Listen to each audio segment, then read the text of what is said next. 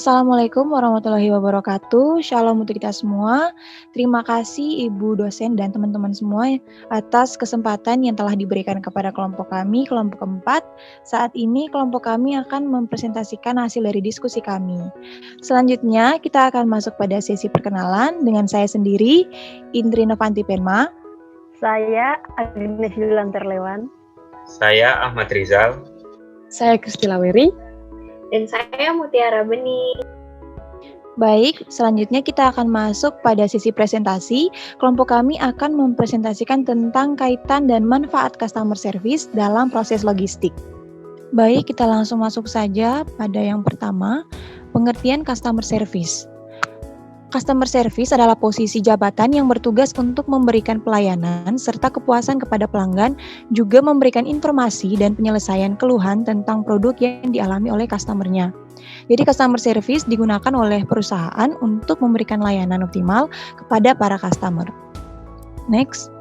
Akan saya lanjutkan paparan berikut ini tentang manfaat customer service. Kelompok kami menyimpulkan 3 manfaat, yaitu manfaat yang pertama adalah berkomunikasi langsung dengan konsumen. Dengan cara ini, perusahaan dapat mengetahui apa yang konsumen inginkan. Karena sebagai komunikator antara perusahaan dengan pelanggan atau pihak luar lainnya yang memiliki kepentingan dengan perusahaan. Customer service berkewajiban untuk memberi kemudahan kepada tamu atau klien, kemudian siap menerima keluhan, kemudian bersedia menjadi tempat berkonsultasi. Adapun saat ini, media sosial merupakan media komunikasi yang digunakan secara langsung dan user to user, di mana bisa dioptimalkan untuk berkomunikasi secara cepat dan juga efektif. Pola komunikasi yang digunakan di media sosial pun merupakan komunikasi 2 arah. Nah, di mana sebuah brand bisa bertanya kepada konsumen mereka secara langsung, begitu pula sebaliknya. Hal ini berlawanan dengan sistem customer service di mana komunikasi biasanya dimulai oleh konsumen saja. Customer service dapat menjaga hubungan baik dengan pelanggan atau klien agar mereka merasa puas, senang, dan semakin percaya kepada perusahaan. Kemudian manfaat yang kedua adalah customer service perusahaan dapat membangun brand image yang positif. Nah, menurut pepatah lama, pembeli itu adalah raja. Nah, akan tetapi dengan segala perubahan yang terjadi di dunia digital ini, pembeli pun kini bukan hanya ingin dituruti saja, tapi juga ingin didengarkan, direspon, dan juga diberikan solusi yang baik. Dengan selalu mendengarkan atau merespon dan memberikan solusi dari permasalahan yang dialami oleh konsumen. Hal ini bisa berpengaruh dalam pembentukan image perusahaan yang lebih positif. Semakin positif image dari brand, tentu akan semakin percaya pula orang-orang atau konsumen yang menggunakan produk atau jasa dari perusahaan kita. Dengan adanya komunikasi yang dilakukan dengan baik antara perusahaan atau penjual dengan pembeli, tentu secara tidak kita sadari, rasa percaya pun akan muncul dari pihak konsumen terhadap pihak perusahaan. Kemudian manfaat yang ketiga, dengan adanya customer service di perusahaan, perusahaan dapat menarik minat konsumen karena customer service memiliki orang-orang yang memiliki kemampuan persuasif atau kemampuan untuk menarik hati pihak lain. Karena selain bagian pemasaran, sebagai pegawai customer service juga merupakan ujung tombak perusahaan yang turut menentukan kesuksesan perusahaan. Sebab customer service sendiri atau customer service yang kompeten dan paham betul dengan produk jasa perusahaan pasti akan bisa menjelaskan segala sesuatu tentang barang atau jasa yang ditawarkan dengan cara penyampaian yang menarik, sehingga calon pembeli atau pelanggan itu merasa tertarik dan akhirnya membeli atau menggunakan produk perusahaan. Baik, untuk selanjutnya saya akan menjelaskan tentang cara berkomunikasi dengan customer yang dilakukan oleh customer service. Yang pertama itu adalah ciptakan kesan pertama yang bagus. Misalnya, saat bertemu dengan customer, kita menggunakan pakaian yang rapi dan sesuai agar enak dipandang. Kemudian kita ramah atau memberikan senyum yang tulus, kemudian berjabat tangan, dan hal-hal lainnya yang dapat membuat kesan pertama yang baik di mata customer atau pelanggan kita. Kemudian, yang kedua itu harus menggunakan kalimat yang singkat.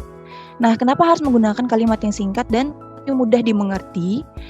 Karena apabila kita customer service sebagai customer service berbicara menggunakan kalimat yang panjang dan rumit, hal ini bisa memicu terjadinya kesalahpahaman antara customer service dan pelanggan atau konsumen. Nah, yang ketiga, keep smile. Nah, pada saat berbicara dengan customer atau pelanggan, customer service itu harus tetap memberikan senyum terbaiknya. Karena dengan ini, customer service dapat menciptakan citra perusahaan yang baik di mata customer. Yang keempat, be helpful. Customer service ini harus memberikan bantuan yang dibutuhkan oleh konsumen atau pelanggan kapanpun mereka butuhkan. Yang kelima, gunakan kalimat yang positif. Konsumen atau pelanggan mengharapkan kata-kata yang positif karena kata-kata yang positif akan membuat pendengarnya menjadi optimis, percaya diri, semangat, dan lain-lain. Yang keenam, berbicara dengan antusiasme tinggi. Customer service tidak boleh berbicara dengan wajah yang malas-malasan atau cemberut, karena pelanggan tertarik dengan kata-kata yang diucapkan dengan penuh semangat. Contohnya, saat ada konsumen atau pelanggan datang, customer service berbicara dengan wajah yang cemberut, seperti, halo, selamat datang, tapi wajahnya cemberut. Nah, itu tidak baik ya. Jadi, pada saat customer service berbicara dengan customer, jadi itu harus penuh dengan semangat seperti, halo selamat datang, ada yang bisa saya bantu? Nah seperti itu.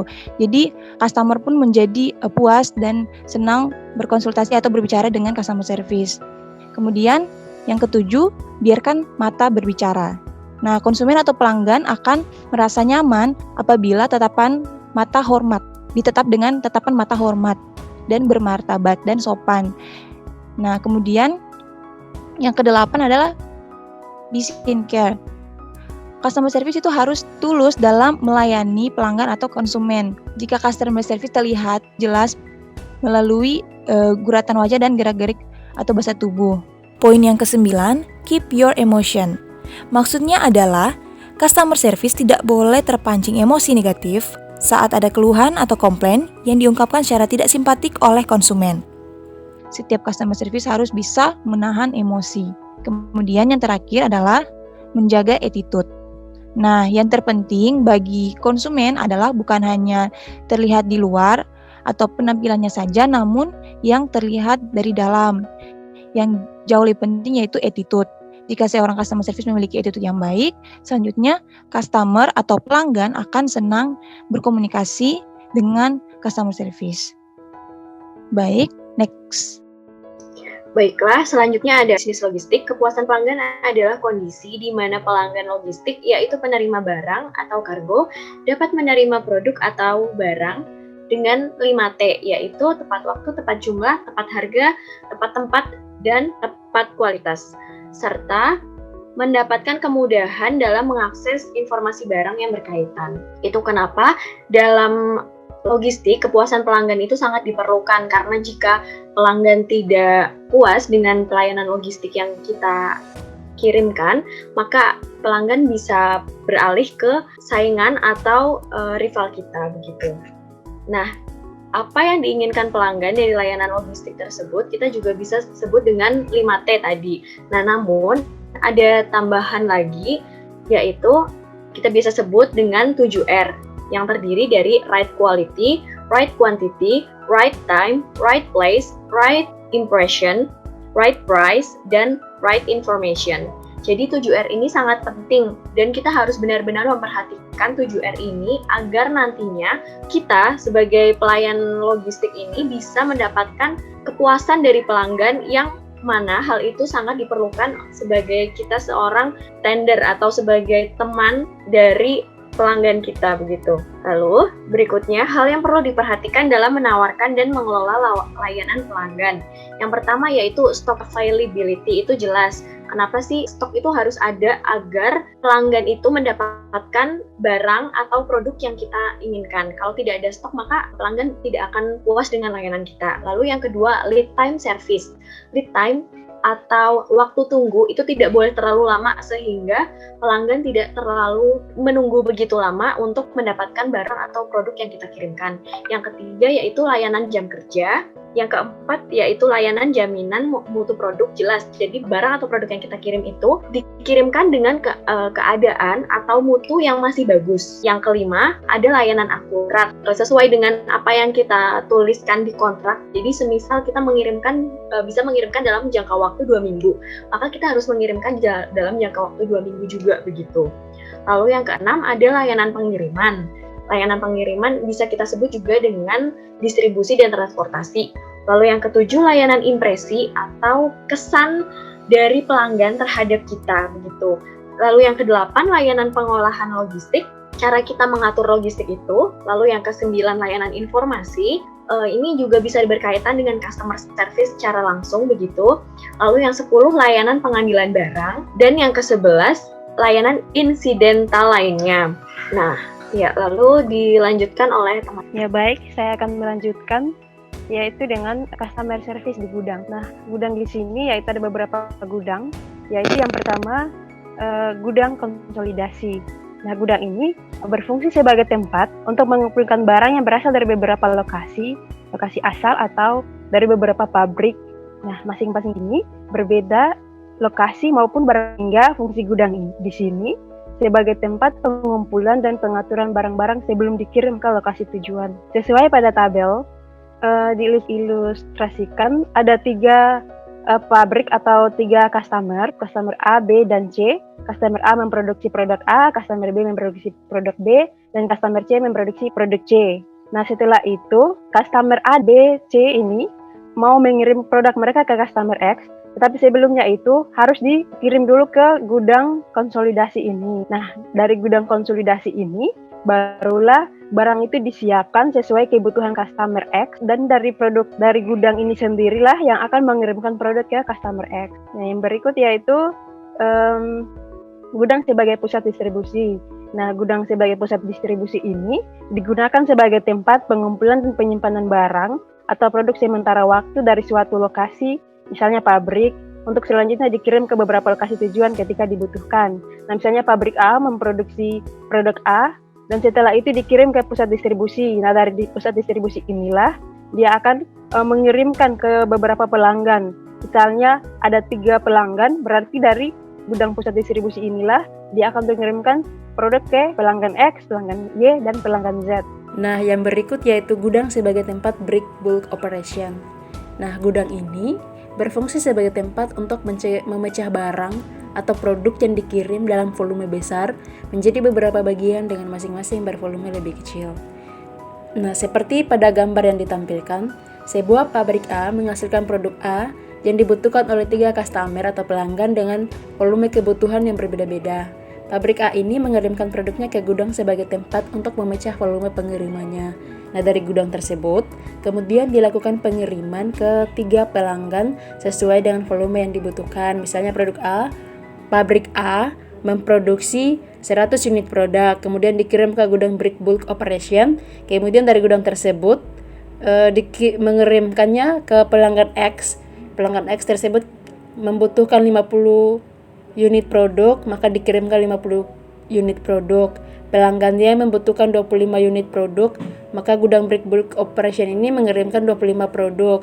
Pelanggan Z membutuhkan 25 unit produk, maka gudang break bulk operation ini mengirimkan 25 unit produk. Nah. Oke, baik. Di sini saya akan menjelaskan mengenai cara untuk meningkatkan pelayanan customer service.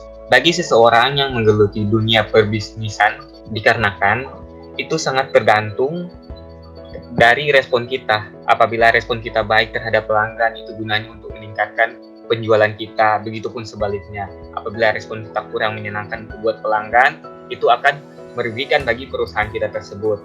Yang pertama itu respon yang cepat. Bagaimana respon kita dalam menanggapi hal-hal yang ingin ditanyakan oleh pelanggan, apa yang perlu ditanyakan. Untuk respon cepat atau tanggap ini tidak dilakukan hanya untuk tatap langsung saja, bisa juga melalui dalam suatu web itu ditanyakan apa-apa yang diperlukan. Nanti seorang yang bertugasnya di bagian customer service ini akan menjawab pertanyaan-pertanyaan dari pelanggan tersebut. Dan yang kedua adalah mendengarkan keluhan. Terkadang tidak semua pelanggan itu tidak aneh-aneh gitu kan, tapi ada beberapa pelanggan yang komplain kecewa terhadap pelayanan produk atau mutu dari produk tersebut, kita sebagai seorang customer service itu kita harus mendengarkan keluhan mereka apa-apa saja. Setelah mendengarkan keluhan dari customer service itu, kita harus memberikan solusi-solusi kepada mereka. Yang ketiga adalah sabar. Ini adalah hal terpenting dalam pelayanan customer service. Itu adalah sabar. Sabar dalam mendengarkan keluhan-keluhan dari pelanggan kita tersebut. Dan yang keempat adalah berikan solusi. Seperti kata saya tadi itu, dengarkan keluhan, terus memberikan solusi kepada pelanggan tersebut. Yang terakhir adalah sopan. Sopan ini berbicara tatap muka, via chat atau email. Misalnya di Indomaret tuh, kan pas kita buka pintu Indomaret, selamat datang di Indomaret, selamat berbelanja, ada yang bisa saya bantu, ya seperti itu. Kita harus memberikan kesan ramah kepada customer kita agar customer tersebut dapat kembali lagi ke tempat kita untuk membeli lagi. Jadi intinya dalam meningkatkan customer service ini adalah hal yang penting adalah sabar.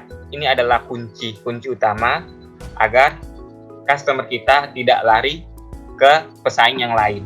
Sekian dari saya. Baik, terima kasih. Sekian presentasi dari kelompok kami, kelompok keempat. Apabila ada pertanyaan dari kelompok lain, kami persilahkan. Baik, dipersilahkan Noni Esther. Noni Esther, saya dari perwakilan dari kelompok 2 ingin bertanya, bagaimana kalau misalnya kita sebagai customer service, kita menanggapi misalnya ada masalah dari customer, tiba-tiba menelpon kita, terus dia marah-marah tanpa tahu kesalahannya itu apa, terus tiba-tiba tuh dia marah-marah, terus cara kita untuk menanggapi customer itu tuh bagaimana ya? Padahal dia punya kesalahan tapi dia langsung marah-marah gitu loh. Kita menanggapinya seperti apa? Terima kasih. Baik, untuk Noni Esther Yesayas, pertanyaannya akan ditampung, tapi maksudnya dari yang tadi dikatakan bahwa ternyata customer ini juga punya salah, itu maksudnya gimana ya? Jadi dia itu nggak tahu prosedurnya gitu loh. Prosedurnya itu seperti apa, tapi tiba-tiba tuh langsung marah gitu kan. Biasanya ada customer tuh dia tuh punya salah sebenarnya, tapi dia nggak ngerti prosedurnya itu dan tiba-tiba langsung marah gitu loh, ngerti nggak? Atau Baik, pertanyaannya akan kami tampung dulu. Terima kasih Noni. Ada pertanyaan selanjutnya, kami persilahkan pada kelompok 1, 2, dan 3. Mohon izin bertanya untuk kelompok 1. Ya, Sri dipersilahkan. Oke, perkenalkan sebelumnya nama saya Sriwan Daniel dari kelompok 3. Saya ingin bertanya mengenai customer service pada gudang bulk operation. Nah, apa sih peran dari customer service di dalam gudang bulk operation, dan sebenarnya kinerja dari customer service itu seberapa besar gitu untuk meningkatkan pelayanan di gudang gitu. Seperti itu. Terima kasih. Baik, terima kasih Sri atas pertanyaannya. Baik, satu pertanyaan lagi. Iya, moderator, apakah dari kelompok 2 boleh bertanya lagi ya? Ya, dipersilahkan Zulfikar. Biasanya kan ada asuransi tuh. Nah, sebenarnya fungsi asuransi untuk konsumen itu untuk kejadian peristiwa apa saja sih? Kayak soalnya saya kayak pernah dengar kayak orang bilang pakai mobil lecet aja nggak apa-apa, masih ada asuransi. Padahal kan itu kan dari tindakan konsumen itu sendiri. Nah, apakah untuk perusahaan menanggapi hal tersebut itu bagaimana? Mungkin pertanyaannya sudah agak terlalu jauh ya, tapi nanti akan coba kita jelaskan. Baik, untuk tadi yang pertanyaan pertama Noni Esther Yesayas mengenai cara menanggapi customer yang marah-marah ya. Mungkin menurut saya, seperti yang sudah saya jelaskan tadi, cara customer service untuk menghadapi para konsumen yaitu poin yang ke-9, keep your emotion. Jadi yang sudah saya jelaskan maksudnya adalah customer service ini tidak boleh terpancing emosi negatif saat ada keluhan atau komplain yang diungkapkan secara tidak simpatik oleh konsumen. Customer service ini harus bisa menahan emosi. Pokoknya intinya seperti itu. Nah, kenapa? Karena apabila customer service ini terbawa emosi, terpancing, kan sudah dijelaskan di awal dan teman-teman saya sudah menjelaskan bahwa customer service ini ketika dia bekerja dengan baik, ketika dia sabar itu dapat meningkatkan citra baik dari perusahaan. Jadi dia harus bisa mengendalikan emosi, dia harus bisa sabar dalam menghadapi para konsumen atau pelanggannya seperti itu. Apakah dapat diterima? Saya ya ditambahkan sedikit lagi mungkin. Jadi apabila ada keluhan seperti itu, dia bisa mengarahkan, dia akan mengarahkan pelanggannya agar masalahnya itu mungkin bisa cepat diselesaikan seperti itu. Oke, untuk pertanyaan selanjutnya akan dijawab oleh teman saya. Terima kasih. Saya akan menjawab pertanyaan dari Iki, yaitu fungsi dari customer service. Jadi gudang itu kan berfungsi sebagai tempat penyimpanan dan juga berfungsi untuk mengirim barang kepada pelanggan. Ketika barang dikirim dari pabrik ke gudang dan ketika ada pelanggan yang ingin membeli produk, gudang inilah yang akan mengirimkan produk tersebut kepada pelanggan sesuai jumlah yang diminta. Nah, ketika barang dikirim ke pelanggan dan terdapat jumlah unit produk yang tidak tepat atau rusak, maka pelanggan tersebut bisa komplain ke pabrik yang memproduksi produk-produk tadi. Nah, setelah itu, pabrik tersebut kemudian mengatakan kepada customer service gudang mengenai keluhan-keluhan dari pelanggan atau pembeli tersebut.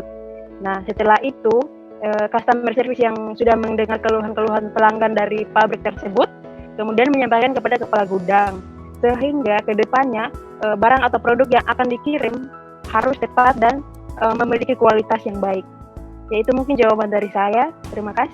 Baiklah, saya izin menambahkan juga, mungkin kalau dari gudang ya, itu kan bisa juga itu kita sudah menyiapkan dari 3 elemen-elemen, yaitu yang pertama pre-transaction element, yang kedua transaction element, sama yang ketiga post-transaction elements begitu. Nah, itu jadi dari awal sebelum dibentuknya gudang, terus abis itu ketika gudang digunakan dan setelah gudang itu melepaskan produk atau barangnya ke customer begitu. Baik, Sri. Oke, baik. Berarti Oke, silakan Sri. ya.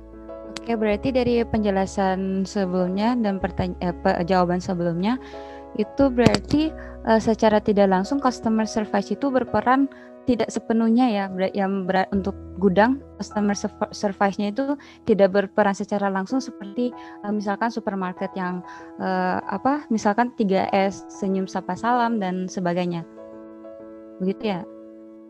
Baiklah, menurut kelompok kami dan beberapa penjelasan dari yang referensi kami bahwa customer service itu justru yang paling penting. Kenapa? Kalau dalam suatu gudang itu kenapa sih intinya kita membangun gudang itu biar si customer service-nya itu senang. Kenapa senang? Karena dia menyimpan di tempat kita. Nah, kalau misal dari situ juga kita bisa tahu kalau semisal barang yang dikirim dalam proses logistik ya ini ya, misal ya, barang yang dikirim itu dengan benar, itu kan termasuk customer service ya. Jadi intinya customer service itu melayani semuanya gitu, mulai dari yang pergudangan sampai yang distribusinya gitu. Tetap yang paling penting Ki, begitu sih. Jadi memang hal dasarnya suatu pergudangan atau suatu perusahaan itu pasti dia mendahulukan customer daripada lainnya. Kita rugi dulu nggak apa-apa deh, yang penting customernya itu senang begitu. Iya, begitu. Bagaimana? Ada tanggapan lagi mungkin? Oke, baik Ning, terima kasih Ning. Baik, sama-sama. Baik. Untuk selanjutnya pertanyaan dari Zulfikar, saya serahkan kepada teman saya, Kristi, untuk memberikan penjelasan. Untuk Kristi dipersilahkan. Oke, untuk Fikar akan saya coba jawab pertanyaannya. Terkait dengan asuransi untuk barang atau jasa dari perusahaan terhadap konsumen ya itu. Jadi gini Fikar, pertama soal asuransi itu pasti pada saat penjual dan pembeli melakukan transaksi itu biasanya pada dasarnya harus ada kontrak. Pertama harus ada kontrak. Dan untuk soal asuransi itu biasanya tertera pada kontrak yang akan ditandatangani terhadap dari pihak pembeli dan penjual. Nah, asuransi itu sendiri, entah itu asuransinya itu terkait masa garansi bersama berapa tahun atau jenis kerusakan yang akan ditindak oleh pihak produsen atau pihak penjual itu apa aja itu akan tertera. Jadi intinya sesuai dengan sales contract. Kalau kata Pak Con bilangnya gitu, sesuai sales contract atau sesuai kontrak yang ditandatangani oleh kedua pihak. Saya kira itu mungkin sudah sangat jelas, Fikat. Baik, saya rasa sudah cukup ya penjelasan dari Kristi. Saya tutup saja presentasi kita pada hari ini. Untuk Ibu dosen dan teman-teman, terima kasih atas kesempatannya dan perhatiannya. Untuk teman-teman yang sudah bertanya, saya juga ucapkan terima kasih. Assalamualaikum warahmatullahi wabarakatuh. Shalom. Waalaikumsalam. Waalaikumsalam warahmatullahi wabarakatuh. Selamat pagi. Shalom.